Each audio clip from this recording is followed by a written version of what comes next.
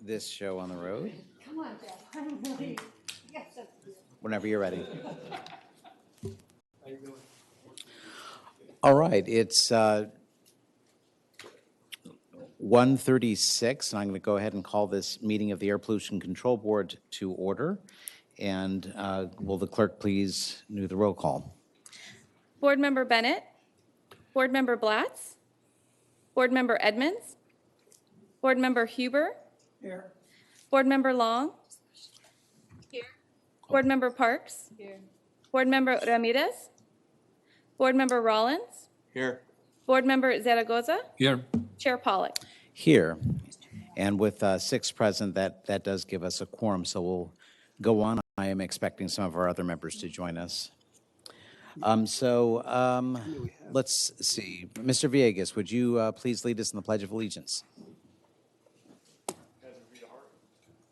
Allegiance to the flag of the United States of America and to the republic for which it stands, one nation, under God, indivisible, with liberty and justice for all.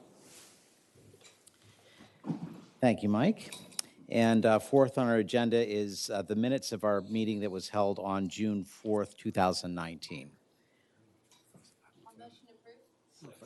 A motion and a second. All in favor of approving the minutes, say aye. Aye. Those opposed?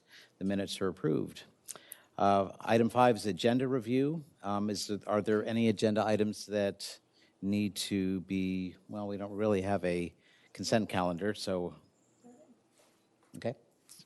So we'll just go ahead and take the agenda as published, there being no objection. Item 6 is public comment. Did we have any public speaker cards? Item for items 8 and 9. Okay. Well, we'll call those speakers up when we get to those items. Item 7 is board comments. Are there any comments from any board members? All right. Then we'll move on to item number 8, which is a public hearing regarding the adoption of the Ventura County Air Pollution Control District's proposed fiscal year 2019-2020 final budget. Chair Pollock, Villegas. members of the board, Mike Villegas, Air Pollution Control Officer. This will be a quick recap as we went over the proposed budget in detail on June 4th. The final budget supports the district's programs and will provide adequate resources to implement our mandates under the federal and California Clean Air Acts. The proposed final budget shows a net cost of $6 million. However, after backing out the $5.3 million to complete the renovation of our new office building and $300,000 for contingency, we're looking at a district net cost of $474,000. We expect to address the net costs with anticipated new revenues and by scrutinizing our expenses for services and supplies and making sure we are only implementing mandated programs that result in real air quality benefits. The revenue opportunities would include looking over our asbestos fees that we charge for our asbestos program. We looked and we have determined that we're lower than the adjacent districts, and we looked at our hourly the amount of time we're spending, and we know that we need to recoup those costs. The other revenue opportunity is something that was recently adopted in the South Coast Air Quality Management District. And as I've let you know, our toxics program is expanded and becoming more and more complex. We were talking about working on AB 617. We're receiving state monies there. I see 2 new potential revenue streams that are going to pop up during the coming year. There's going to be additional state funding for us to work with County Fire and CAL FIRE on prescribed burning, including outreach to the community on wildfire smoke and smoke from prescribed fires. Also, we are planning to do a limited number of inspections for the California Air Resources Board's greenhouse gas reduction program for large refrigeration systems. We only have one increment request in the operating budget, and that's $25,000 set aside for a motor vehicle emission reduction project. And as you're well aware, both the public and the district see EV charging infrastructure as a very high priority. Overall, our funding balance is adequate to cover the net cost. We built it up over many years anticipating buying and renovating a building. When we're done with the renovation, we will be at the upper target of the fund balance. And the district will own a recently renovated building and have a good real estate asset. Also, staff is going to be working to slowly increase that fund balance over time so that we have adequate reserves available for any unexpected building maintenance costs. Your board standing committee reviewed the budget at their April meeting and has recommended adoption. Therefore, we're recommending that your board approve the budget and approve the attached resolution. Your approval would also include the special revenue fund, which includes all our pass-through grants, and in that portion of the budget, all expenditures are matched with equivalent revenue. And it's in that portion of the budget that we're going to be expanding our electric vehicle infrastructure programs. As a matter of fact, I'll be happy to let you know in our request for proposals where we added that new verbiage for low emission alternative fuel and electric vehicle charging. We did receive already 2 infrastructure grant requests, one from Ocean View, who I'll let you know is receiving 2 electric school buses, and the other from the Port of Hueneme. And that concludes my remarks. All right, any questions of Mr. Villegas on the budget? Yes, Mr. Zaragoza. Mike, you know, the lease that we're going to have on a new building is going to take care of most of the expenses there. Is that- The first floor tenant, which is a long-term lease through, I believe it's 2023, it's the kidney dialysis center. The revenue from that is going to definitely cover most of our utilities, but obviously we're going to have to set aside. When you look at the cost, I think it would cover our utilities, maybe, you know, groundskeeping, that type of thing, but we're going to have to be setting aside money for, you know, parking lot, getting ready for roof replacement. We'll have that replaced with the renovation, but we'll need to be looking for those longer-term, larger maintenance costs, HVAC, et cetera. Because right now we're paying X dollars for rent anyway, right? Basically, yes. When you zero out the approximately $500,000 that we're paying to lease the building, of course, that includes utilities and ground Right, maintenance, right. custodial. Yes, there'll be, net operating costs will significantly drop with the new building. So we're going to be okay on that. Yes. Thank you, Mr. Chair. Okay. We have comment cards, is that right? I do, so I'll go ahead and open the public hearing. We have one comment card from Russell Sidney.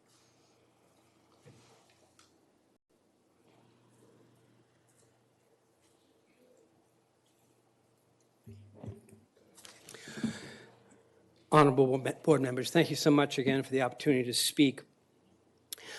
And I basically want to just thank you folks for putting up with me, if you will. All the information and my point of view has been conveyed in the numerous emails regarding greenhouse gas mitigation. This is to thank you for your attention and try to convey facts more than my opinion, as I realize my opinion does not count. As elected officials, your views, your priorities, and what you want done are the basis for what happens locally through the APCD. The state legislature and CARB have determined a strong direction for GHGs as being possible through this district. They have also provided a huge amount of money. Evidently, you have $6 million in the bank, most of which is focused in that direction, but could be used in others. But it comes down to your choices and the trade-offs that you have with your constituents. I'll support your choices as best I can, try not to be too much of a pain in the rear, and again, encourage you to do what you can with this budget to provide the direction and the priorities needed for staff to take effective action. I would also trust that all of that is taken into account and you get us the best possible officer to lead the effort to help us deal with the impending climate crisis. When we started this, we had a 12-year time period for the tipping point. We are now down to 11 and a half. So I trust we can get moving as quickly as possible so that we can utilize that time well. Thank you so much. Thank you, Mr. Sidney. All right, any other speakers from the public? Seeing none, I will close the public hearing and a motion would be in order. I did want to ask some questions if I can in that regard. Our Air Pollution Control Board has not really had any emphasis on greenhouse gas emissions in the past, focusing strictly on what the requirements are by the state and the federal government and meeting our NOx and ROC and all of that. If we do want to take a more aggressive role, as I know other air boards have done, how would we go about doing that? I think that is, if I was going to be here, I'd come back with a strategic plan to make sure that the three main programs we are responsible for, the first two being criteria pollutants and air toxics, then harmonize that to get as much greenhouse gas reduction as possible. Right. And that's the direction we're moving with the incentive dollars. And then, like I said, basically implementing the landfill greenhouse gas reg, the oil and gas greenhouse gas reg, and now starting to help out on the refrigerant management program. Those are the sides that are our core business of, inspectors in the field, that type of thing we can address there.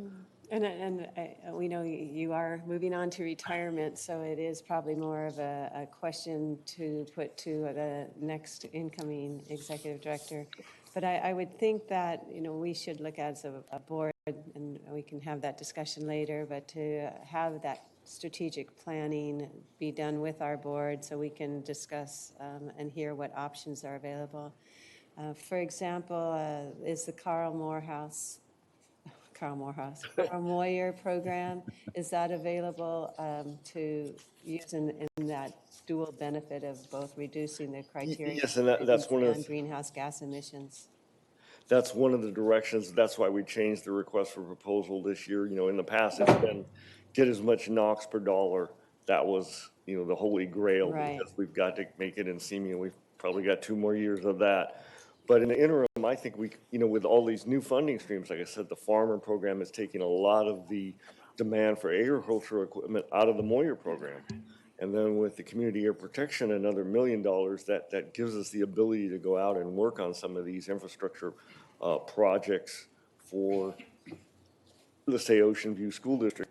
Not only do they just get their first 2 buses, but if we can help them with that charging infrastructure, maybe it's 3, maybe it's 4. I mean, when we did the first 15 SCAT buses when Gold Coast was SCAT, it grew into 40, the entire fleet. So those are the type of directions I think. And also to keep a performance measure of all of that, how much have we reduced, for example, in greenhouse gas emissions? I know that one item on our agenda is switching old chargers for new chargers, so not getting as big a bang of your buck. They're still there, and they're the same place. No one really gained except maybe a little bit faster charging and some tracking. But I'm just wondering if we can, that's something that we need to look at, is having those goals out there, first of all, and then monitoring how effective we are. And then, as you were saying, look at not just your biggest bang for your buck in NOx and ROC, but also now under the umbrella of greenhouse gas emissions. Yes, I think that's certainly a strategic plan that's worthwhile. When we do Moyer, we estimate the greenhouse gas benefits just on some of them because you're getting more fuel efficient engines, the modern engines that are lower emission. But when we'd work with CARB to try to get an estimate on the greenhouse gas reductions from the 2 school buses, et cetera, and then the 3 at Oxnard Union. And finally, just ask, there are other organizations that are also working, obviously, on greenhouse gas emission reductions, other government organizations. Absolutely. We have the Ventura County Regional Energy Alliance and their county's general plan and the city's plans. And, being able to have a good coordinated effort on that, I think, is beneficial. But in the what's before us now is the budget.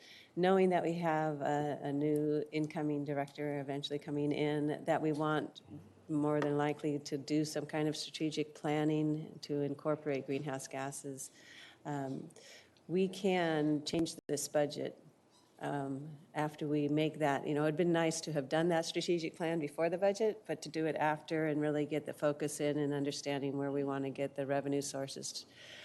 That's something we can do after we approve this budget. Is that right? We can change the budget? I suppose you could. I think if when you look at the time frame of the budget and the fact that, we're obviously going to be doing some greenhouse gas reductions in our new RFP for all the incentive programs. We're we're going to be coming back to your board to take over a refrigerator management program. I think you're going to be making quite a lot of progress in the coming year. And I think as you look into the future, I think it would be probably more appropriate in the final year because staff is, well, two things kind of came to a head at once. We got all this new environmental justice work in, and we had the great luck of having our retirement wave over the past 12 months. And so we're getting back to baseline. I mean, we have a brand new compliance manager, supervising inspector, 4 new inspectors in the past 2 years, and we're currently going out to hire a new one. So yeah, as we ramp back up, I think we're going to be able to make quite a dent in these programs and harmonizing them. But I think right now we really have to meet all our mandates, and AB 617 is an incredible amount of work. Obviously, on the framework of meeting the mandates, and of course, we're all exceeding, the requirements in terms of pollutants, but is there at least funding in the budget to do strategic? Oh, absolutely, absolutely. There would absolutely be I one. think that's a really good direction. Absolutely. That would be a good timing with a new incoming director. Just let you know, when we had our workshop on the incentive programs in Oxnard last Tuesday evening, what we heard is we want to see we let them know that we were going to do some electric vehicle infrastructure work, and their stress was, focus on the trucks, please, up front, because they're the folks with the trucks going by their homes, so. Yeah. Yes, Yes. so, I And mean, if we have those goals out there already in place, we're going to step up and do 50 charging stations this year, and then instead of just waiting for applications to come in, we're out there pushing it. And so there's a lot I think we can do, and I look forward to putting out some plans to do that. And I'd certainly be interested in having some sort of an inventory of where the biggest sources of greenhouse gases are coming from. I know one of them is going to be landfills, and we get a double bang for our buck because methane is a precursor to ozone, and it's also a huge greenhouse gas. And I was at a meeting of the League of Cities Environmental Quality Committee last week, and we met with Cal Recycle, who has a mandate to divert organic materials from landfills. And then we also have the Southern California Gas Company, who wants to capture the methane coming from landfills as a renewable source of natural gas. So we'll have a lot of moving parts and a lot of people helping us with this. But I do think that Mr. Russell is right in emphasizing the urgency of reducing greenhouse gases, and we'll definitely be a part of that going forward. absolutely. All right. Any other comments about the budget? Okay. Thank you. Then a motion would be in order to approve the resolution. I'll make the motion to close the public hearing, right? Yes, I did. Yes. I have a motion and a second to approve the staff recommendations, or particularly the resolution for the budget approval. And all those in favor say aye. Aye. Any opposed? Okay, it's unanimous. All right, we'll move to item 9, which is approval and authorization for the Air Pollution Control Officer to execute a grant agreement up to $30,000 to fund the installation of 11 electrical vehicle charging stations by the City of Thousand Oaks. And the various authorizations. I won't read the whole thing. All right, good afternoon. Chair Pollack, members of the board, Danny McQuillan, Air Quality Engineer. Last January, the Clean Air Fund Advisory Committee unanimously voted in favor of recommending grant funding of up to $30,000 for the replacement of 15 older, underutilized charging stations with 11 new EV chargers throughout the city of Thousand Oaks. The City of Thousand Oaks authorized their staff to accept a $30,000 grant from the Ventura County APCD on April 23rd of this year. The project will increase the number of charging connections from 15 to 21, and it will cost the users less than the current stations. Of these 21 proposed charging ports, 4 will be used for fleet charging as the city transitions to more zero-emission fleet vehicles. The new charging stations will allow usage statistics to be monitored, and the city has agreed to share this data with Ventura County and other cities to allow for more informed decisions to be made on EV charging infrastructure for public sector fleets moving forward. At this point, I would be happy to answer any questions. Any questions from the board? Okay. We have one public speaker on this item, and that is Kent Bullard. Kent?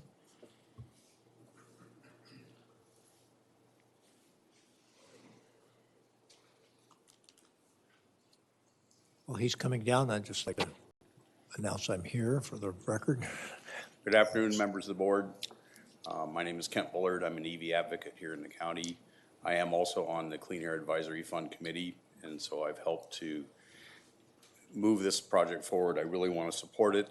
The city of Thousand Oaks had a series of network chargers that were cost prohibitive for users. The cost was so high that people weren't using it, 39 cents a kilowatt. Therefore, there was no revenue coming in to maintain the chargers and keep the process going.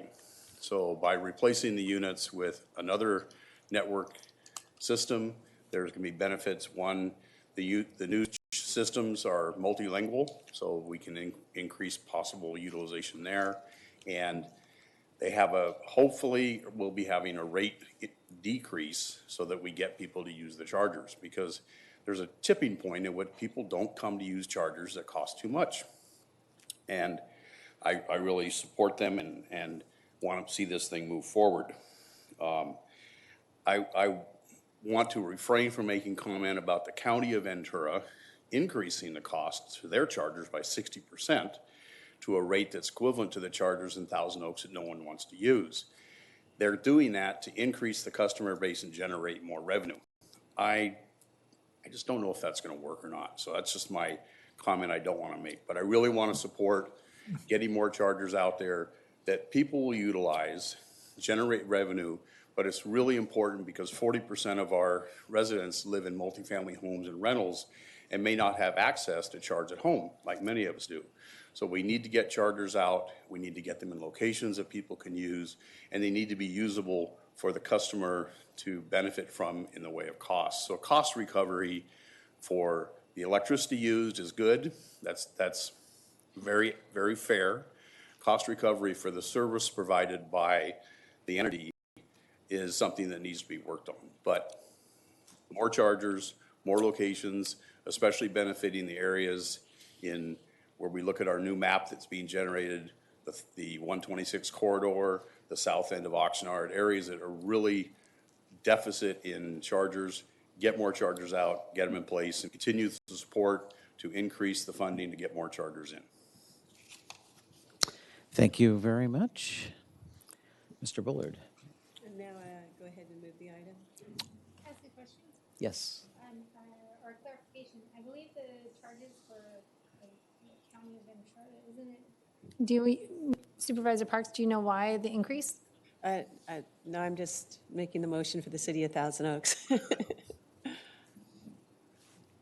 I would imagine General Service Agency is looking to recoup costs. That's generally why they raise rates, but we can ask them. Because I know we had an increase also in utility prices as well. One thing I do know, in the city of Moorpark, we had Blink chargers and ChargePoint chargers put in, and they'll do it for next to nothing, but then after a few years, you get a very expensive maintenance contract to keep them operating. I know we just let 2 of them lapse because of that, but I suspect that's something the county's dealing with, is to, how to pay for the maintenance of these charging stations. That's true. It's maintenance and then utility cost. Right. So I have a motion by Ms. Parks. Do I have a second? A second by Mr. Huber. Any further comments? All in favor, say aye. Aye. Opposed? It's unanimous. Okay.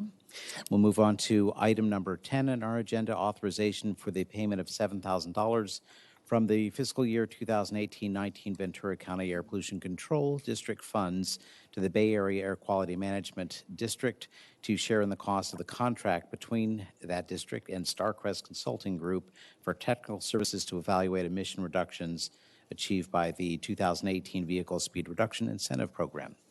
Mr. Villegas. Yeah, this should be a pretty quick item. This is $7,000 towards paying Starcrest Consulting for the services during last year's, the 2018 vessel speed reduction season, and $16,500 for their services during this current year.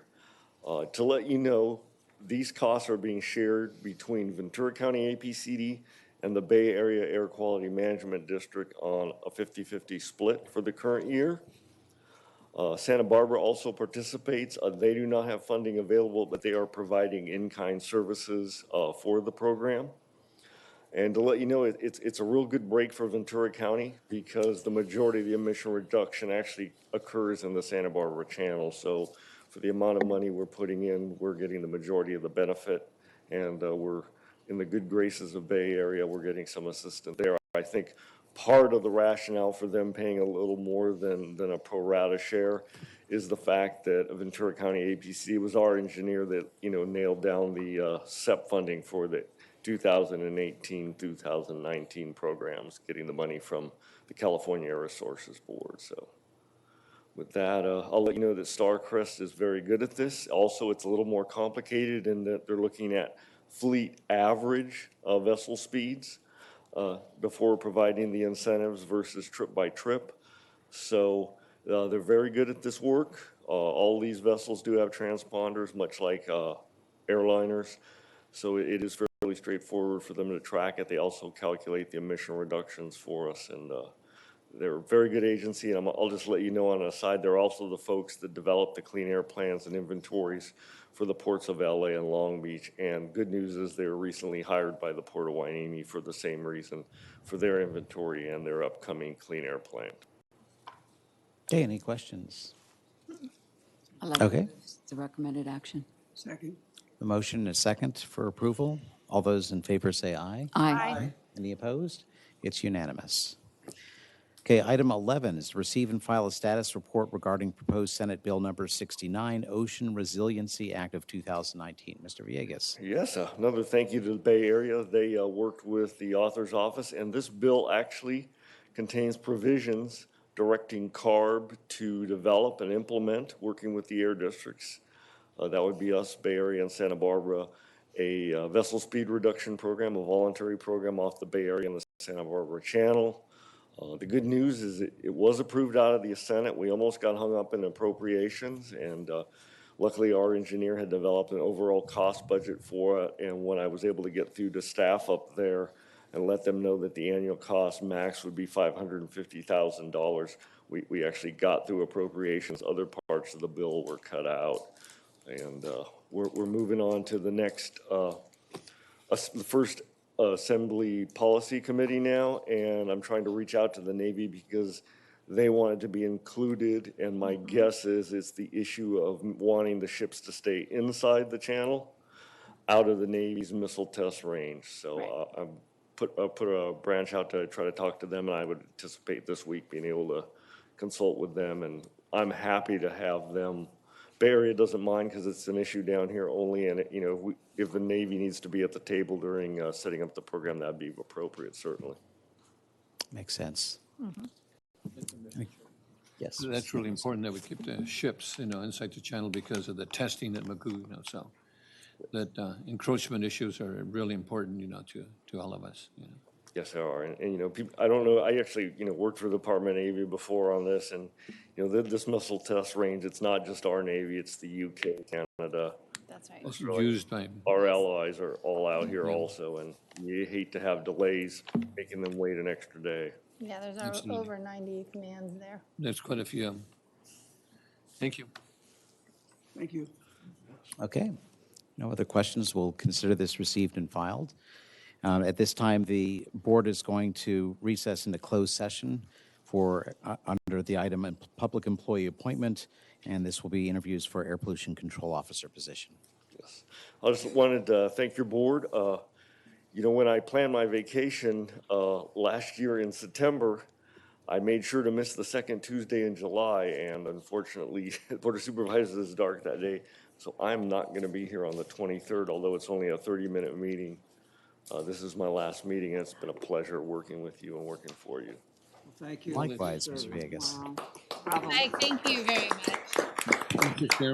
Mike, I want to thank you for your service, and I know that I was a chairman when you were here, and we went to DC to get some awards, and you've done a great job for the county and for APCD, and I want to thank you for your good work and have a happy retirement. Yes.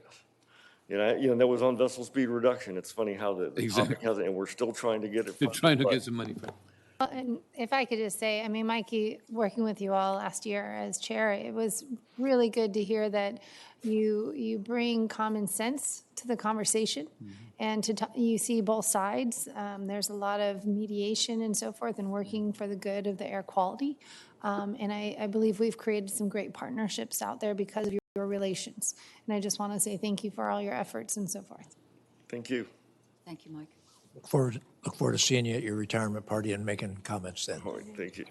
And, yeah, I just also want to thank you for your service too. Obviously, I mean, so many years of dedication to our county for air quality, and just as a working relationship, found you really responsive to elected officials and also to public comment, and you really can't ask for more than that. So thank you for your good years. Thank you and best wishes. Thank you. Well, I'll see you at your retirement party. And with that, we'll adjourn into closed session.